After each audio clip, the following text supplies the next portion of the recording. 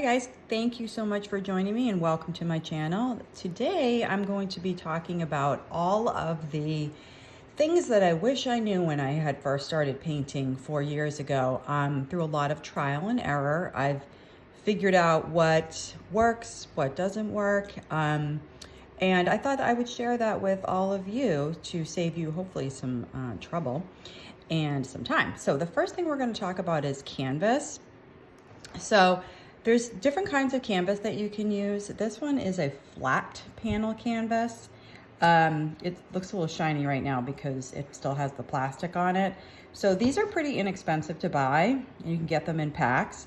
This is a great beginner type of canvas to learn on, and it's got a very thin edge, just like that. So these are frameable type of canvases. And like I said, very inexpensive, and you get these at your local craft store or painting hobby store. The next one, this is a boating scene that I painted. It's sort of like a harbor scene. So this is a little bit of a larger canvas. Again, fairly inexpensive. The thing about this one is that it has a little bit of a more of a side to it. So it's probably about a 1/2 inch side. And these make for nice gifts as well for friends and family, and they're fun to use. And again, pretty inexpensive. Get a pack of these. I think these are like 9 by 12, maybe 8 by 10, probably like $12 or something like that. So these are fairly inexpensive and great for starting out on. The texture of the canvas is a little bit rougher. With the lower expense, it's going to be a little bit lower quality, so to speak, and might be the canvas itself, is the texture of it is a little bit rougher, but I don't really care about that. That doesn't seem to bother me. So there's that kind.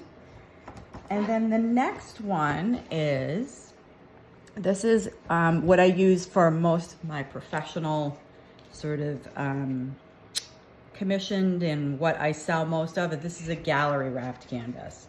So this has a much thicker edge, and it is about 1.5 inches, if I recall, across. This is a 10 by 10 canvas that I used, that I made a flower field out of. And people really like this type of canvas because it can be hung right on the wall, and you don't have to frame it. So that's pretty handy. Oops, just dropped one of my other canvases. No worries about that. So gallery wrapped, these are going to be more expensive. They can range from like $5 up to $500 depending on the size.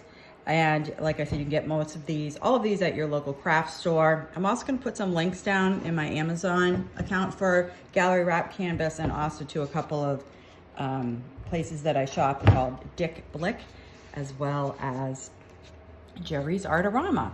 Okay, the last thing I'm going to show you is, this is a acrylic paper. Now, I'm not going to lie, I don't love acrylic paper. It's fun for using as you're starting out, and it's supposed to sort of be similar to using a canvas, but it's, I don't know, it's just not really my thing, to be honest with you. But the paper is really thick, so it's a good, like, heavy cardstock type paper, and it does have a very nice surface to it. So these are good for, I don't know, if you're practicing, or if you want to make something that's pretty easily put into a frame. And you can cut them down to size, so you can make little minis out of this. You can make 4 by 4 canvas, paper canvas, I guess you could call it. Yeah. Okay, so this is by a company called Strathmore, and again, you can get this on Amazon and any of your local craft stores. Next up is paint, which is one of my favorites. I love paint, I love color. So I use any kind of paint that's out there. When I first started, I started using wall paint that I had color samples of in my house, because I have repainted so many walls so many times over 24 years. So I started using these, and I still use these. These are Benjamin Moore, and this one is called Coventry Gray, and they're just little color samples. You can find these at your local hardware store. They'll make them for you. So if you have like a particular color on your wall that you would like to incorporate into a painting, you can do that as well. I've done that many times for people. Then we have the sort of less expensive paint. So this is a a $1.99 paint that you buy at your local craft store, and I'm going to show you, it's very watery, okay? So this is sort of a less expensive paint. They have a lot of colors, which I really like, but again, it's pretty watery, it's not thick, so you're not going to get a ton of coverage on your canvas. This is a paint that I bought at Target, and the name of it is Chirpy Bluebird. So this is, again, a pretty inexpensive paint. This was about $2.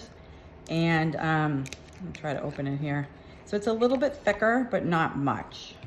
Not much thicker than what you see over with the purple. So pretty colors. They have a lot of colors. And that's the thing I like about these paints is they're pretty inexpensive. You can mix and match. You can make cool colors out of them, and you're not spending a lot of money. Next up is our, I would call this medium expensive paint. So this is called Amsterdam. And this is a series that you can buy on Jerry's Artorama and Dick Blick, as well as Amazon. I think you can get them on Amazon. Okay, so you'll see that this is a thicker paint. So it comes out sort of like toothpaste. So that's a thicker paint, so you're gonna get a better coverage with that. A little bit more expensive. This is probably in the $8 range for this. This is another brand that I really like. It's called Lucas. This color is called Payne's Gray, and this is more of a professional type paint. So again, thicker coverage, really nice color quality. Again, kind of comes out like toothpaste. A little bit thicker, so you can see that. Mix them together, that kind of thing. And then the last one is I have a bunch in the professional series. So this is called Matisse. And this is a professional artist acrylic color. And this color is cobalt blue. So you can see as this comes out, this is very thick paint, very thick. And it's awesome for really good color saturation, and you're mixing it with these sort of less expensive colors. You can do all kinds of cool things. So when it comes to paint, use what you have. You don't have to go out and spend a lot of money on paint. You can start out using inexpensive paints and maybe buy a little bit more of a medium quality paint, such as the Amsterdam or the Lucas, or even Artist Loft, which is what they have at the Michaels, our local Michaels store. They have Artist Loft, and they have them in series 1, 2, and 3, 1 being student quality, and then 3 being professional quality. So there's all kinds of paints to choose from. And the last thing we're gonna talk about is brushes. So I brought along some of my favorite brushes. So the first one I wanna show you is this is just a craft brush that I bought 4 years ago. It's in, well, the bristles on it are in good shape, but the handle on it is not. It kind of pops off, but it still works. And this is one of my favorite brushes for clouds. I think I bought this brush for a few dollars, not very expensive.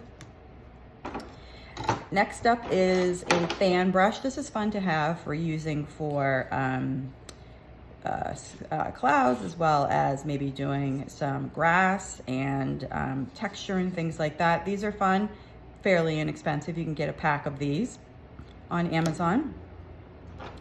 I always have a few small detail brushes on hand. So something with sort of a pointy end to it, where you can do little dots, where you can make petals, lines, things like that. So just little detail brushes. Again, don't have to spend a lot of money. Usually get these in packs fairly inexpensively. And I always have a flat. Okay, the flat brushes are awesome for doing straight lines like that. Okay, so these are really good. And this brand is called Transon, and this is the number 10. And again, I got these on Amazon, and they came in all different sizes, and I really, really like these brushes. They've held up well. I always have at least one of these on hand. This is a Craft Smart brush that I bought at Michael's, and it sheds a little bit. Some of the bristles come out, but I love these brushes because they're inexpensive and I use them a lot.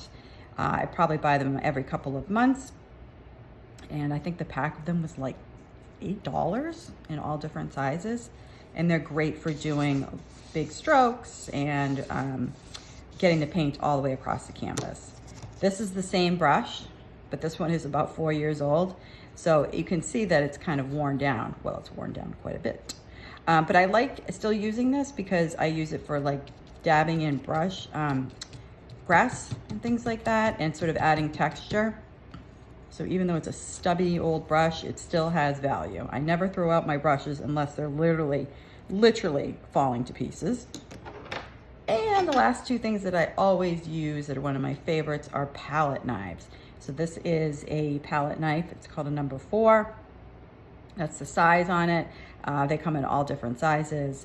And this is the metal one, so this is gonna be a little bit more expensive, but you can always buy plastic ones, and they come in all different sizes. And basically they're like little spatulas. Sort of like when you use a spatula or something like that to ice a cake, similar to like that. And that's pretty much all I use, you guys. I mean, occasionally I'll use an old credit card. I'll use crinkled up paper, plastic paper, things like that to add texture. But for basics, for starting, this is all you really need to get going. Just you need some basic paint, some basic brushes, and some basic canvas, and then go and have fun and start playing around and see what you come up with. So hopefully this was helpful for you. Please like this video, subscribe, and pass it along to your friends and family if you think that they would be interested. Thank you so much, and happy painting.